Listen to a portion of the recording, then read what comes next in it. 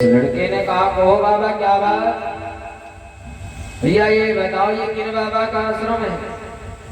उस बच्चे ने बताया बाबा ये त्यागी जी महाराज जी का आश्रम है। बाबा नारद ने कहा धन्य हो, नाम है त्यागी जी, धन समेट करके बैठे। त्यागी जी का अर्थ क्या है?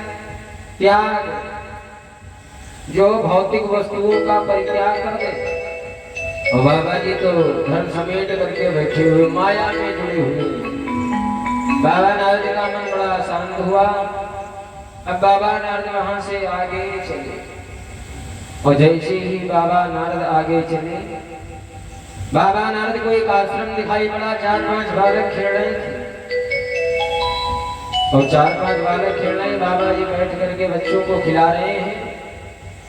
उसी समय बाबा नारद ने एक बालक को बुलाया, बेटा यहाँ आओ। बेटा आया, कहो बाबा किस लिए बुलाया? बच्चा ये बताओ ये किन बाबा का आश्रम है? ये ब्रह्मचारी जी का आश्रम है। क्या ब्रह्मचारी जी का? हाँ।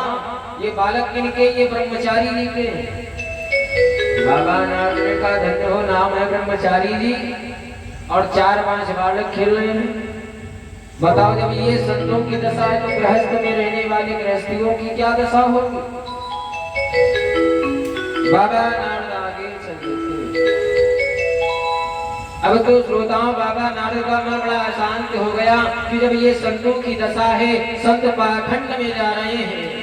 आजकल देखो वैसे तो संतों की बुराई तो क्या करना, बड़े ही संत अच्छे हैं जो भाई हमारे गुरुजनों लोग, हमारे गुरुदेव भगवान संत भगवान जो सभी को भक्ति में जोड़ रहे हैं, सनातन धर्म में जोड़ रहे हैं, हिंदू को एकता में ला रहे हैं। और कुछ ऐसे हैं जो पाखंड को फैला रहे हैं, सनातन धर्म को गिरा रहे हैं।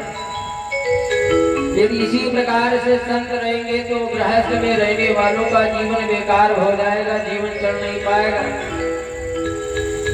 बाबा नारद ने विचार किया चलो अब थोड़ा चल करके गृहस्थों की दशा को देखा जाए कि भाई गृहस्थ में रहने वाले गृहस्थी लोग कैसे रह रहे हैं। बाबा नारद ने देखा गृहस्थ में कि जब तक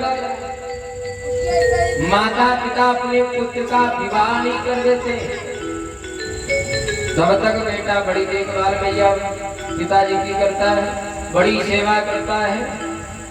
और जैसे ही विवाह हुआ उसके बाद माता पिता को भूल जाता है, सेवा करना भूल जाता है, ससुराल वालों से सलाह लेना प्रारंभ कर देता है। कोई बात होती ससुराल फोन करता है, पत्नी ने कोई बात कहा, पति ने तुरंत फोन ससुराल को लगा दिया, साले से पूछता है, ससुर से पूछता है।